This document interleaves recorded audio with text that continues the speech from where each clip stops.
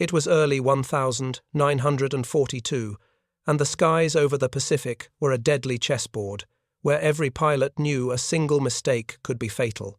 The Japanese Zero, sleek and graceful, had earned a reputation as the ultimate fighter. Fast, agile, and almost untouchable in the hands of a skilled pilot, it seemed nothing could match it. American pilots, flying the Grumman F4F Wildcat, were expected to struggle, to survive by brute force and clever tactics rather than raw performance. Everyone assumed the Wildcats were outclassed, outmaneuvered, and outgunned. But sometimes the rules of war don't play out on paper. Sometimes what seems broken can defy expectations. In one of the Pacific's early battles, a Wildcat, battered, seemingly crippled, and dismissed by everyone who saw it, would do exactly that. It would climb faster than the Zero, stunning Japanese pilots, and rewriting what they thought they knew about air combat. The story begins with the men who flew these planes.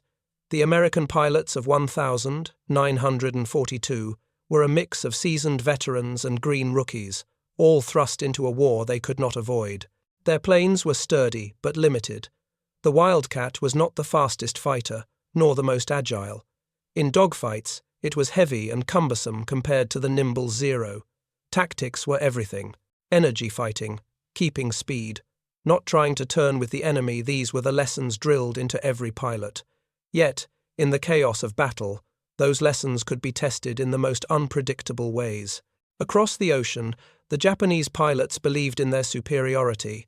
The Zero wasn't just an aircraft, it was a symbol of skill, precision, and Japanese dominance in the skies. Pilots trained to push it to its limits, trusting its light frame and unmatched agility to give them the upper hand. Every encounter with a Wildcat was supposed to be a lesson in inevitability. The Zero would climb higher, turn tighter, and, most importantly, outfight any American fighter that dared challenge it. And yet, the Americans had a secret, even if they didn't fully realize it.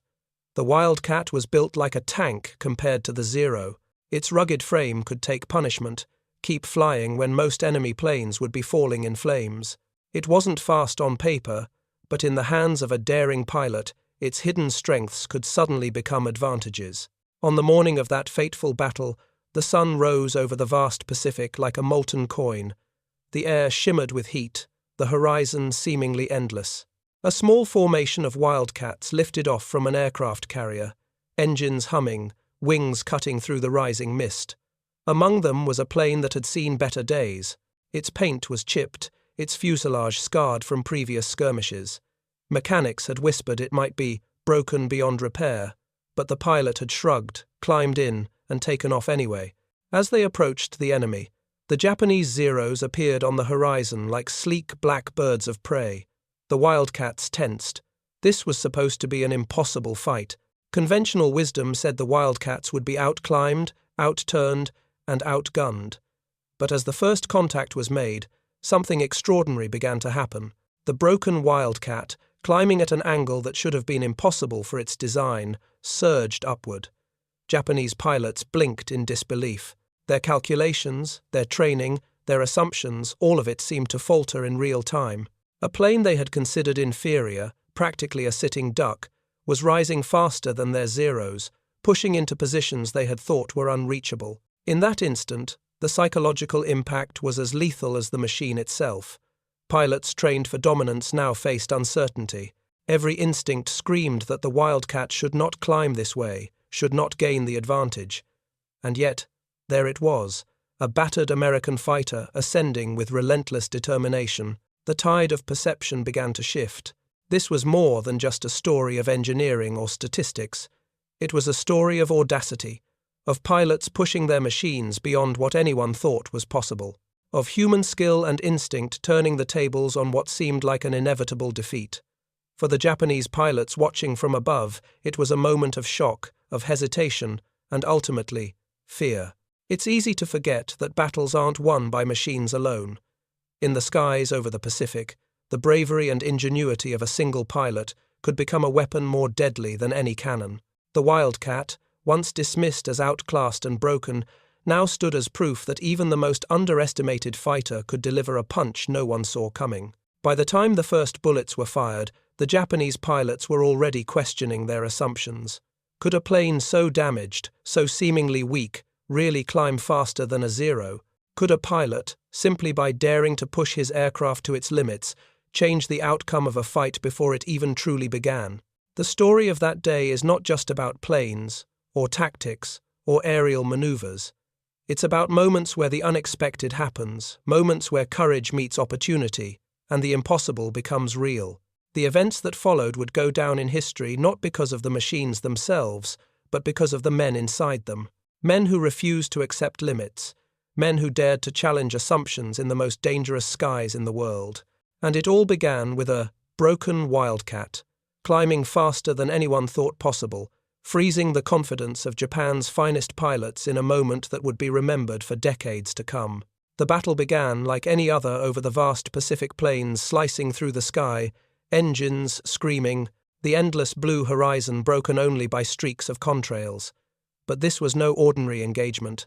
The Japanese pilots, confident and trained, spotted the Wildcats below and surged forward, eager to assert their dominance. They expected an easy fight, a quick climb to superiority. And yet, as they closed in, the first anomaly appeared. The Wildcat in question, battered and scarred from previous engagements, did something no one anticipated. It pulled up sharply, climbing at a rate that should have been impossible for its design. Japanese eyes widened in disbelief. The pilot was exploiting every ounce of the aircraft's remaining power, every bit of knowledge about energy, fighting, and aerodynamics, to push his plane past its assumed limits. And the effect on the Japanese formation was immediate.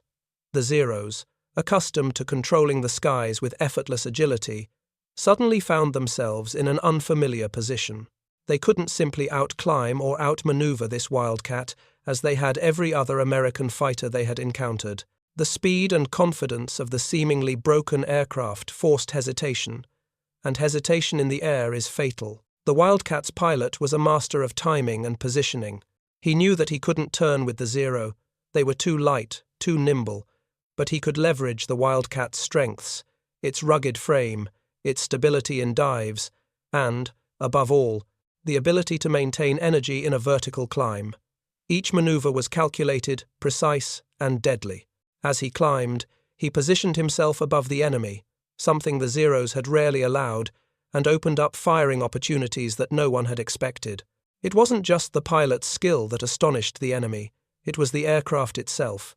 Despite being labeled broken, it performed beyond expectations. Damaged control surfaces, patched fuselage, and worn engines didn't stop it from climbing faster than the Zero. In fact, some historians later noted that the modifications made in the field, improvised repairs, and adjustments to the throttle may have inadvertently enhanced its climb rate, giving it an edge no one could have predicted. The Americans, often seen as underdogs in terms of equipment, were turning that perception on its head. As the engagement intensified, the psychological impact on the Japanese pilots became evident. Confidence faltered. They hesitated in maneuvers they would normally execute without thought. Formation integrity began to break down as individuals reacted to the unexpected performance of a single Wildcat. One by one, their instinctive advantage eroded. What should have been a routine interception was turning into a struggle against something that defied logic and expectation. The air was filled with the roar of engines and the staccato rhythm of gunfire. Tracers crisscrossed the sky as the Wildcats dove and climbed, never staying still, never presenting a simple target. The broken Wildcat seemed to move with uncanny determination, climbing above, diving below, always staying a step ahead. Each pull of the stick, each throttle adjustment, was a gamble that paid off, keeping the plane in the fight longer than anyone thought possible. American pilots had developed a tactic called the WWII, a clever formation strategy designed to counter the Zero's maneuverability. But what happened that day went beyond tactics. It was instinct, daring, and a refusal to accept conventional limits. The Wildcat's pilot wasn't just following a plan, he was rewriting the rules mid-air, using his aircraft's hidden strengths to turn the fight in ways the enemy hadn't prepared for. The Japanese pilots began to realize something critical. This wasn't a normal Wildcat. It wasn't just a machine. They were facing a fighter that, despite all appearances, could outperform their beloved Zero in certain key aspects. Climbing speed, energy retention, and tactical positioning combined to create a fighter that challenged every assumption they had been taught. Fear crept into their minds, a subtle, chilling hesitation that changed how they fought. For the American side, the spectacle was electrifying. Pilots who had trained under the shadow of the Zero's reputation saw firsthand that bravery, skill, and intimate knowledge of your aircraft could overcome what seemed impossible. Communication over the radios was terse, clipped pilots shouting warnings and advice to one another, coordinating attacks and supporting the Wildcat that refused to be outdone. The battle raged for minutes that felt like hours. The Wildcat continued to climb, dive, and fire with precision. Japanese pilots, who had once considered themselves masters of the air, now found themselves on the defensive, scrambling to regain control of a situation they never imagined. Some Zeros had to pull back entirely, unable to compete with a plane that shouldn't have been able to climb so aggressively in the first place. Historians would later analyze this engagement and point to the improvisation that made the Wildcat exceptional that day.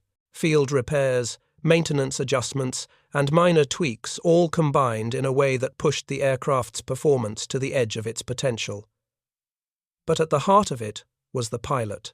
His courage, his quick thinking, and his refusal to back down transformed a supposedly broken fighter into a weapon that left enemy pilots stunned and, in some cases, frozen in midair. It was a turning point, not just in that battle, but in the perception of the Wildcat. Until that moment, Japanese pilots had dismissed it as inferior. Afterward, they respected it, feared it, and treated it with caution they hadn't applied before. The performance of a single plane challenged the established hierarchy of the skies and proved that ingenuity and daring could triumph over reputation and raw statistics. The engagement drew to a close, with the Wildcats maneuvering back toward their carrier, engines straining but intact. Damage was sustained, but victory, or at least survival, had been achieved through a combination of skill, courage, and a machine pushed beyond its assumed limits. Japanese pilots, still reeling from what they had witnessed, regrouped and returned home with a story that would spread through their squadrons, a tale of a broken Wildcat that climbed faster than their Zeros and refused to be beaten. The day had shown something extraordinary. In the sky, perceived weakness can hide unexpected strength, and courage can make the impossible real. The Wildcat had proven that even a battered fighter could rise above, literally and metaphorically, in a world dominated by fear and expectation. As the battle reached its height, the sky seemed to contract around the Wildcats and Zeros, turning the vast Pacific expanse into a cage of roaring engines, tracer fire, and shattered confidence. Every pilot was aware that one mistake could mean instant death. Yet amid this chaos, the broken Wildcat continued to defy expectation. It wasn't just surviving, it was taking the fight to the enemy in a way that left even the most experienced Japanese pilots second-guessing their every move. The Wildcats wove a complex dance, banking sharply, diving, and climbing with precision. But the focus remained on that single remarkable aircraft, its pilot performing maneuvers that no one thought a Wildcat could sustain. Each climb, each dive, each burst of machine gun fire was a challenge to the laws of physics, or so it seemed to the enemy. The Japanese formation was fraying.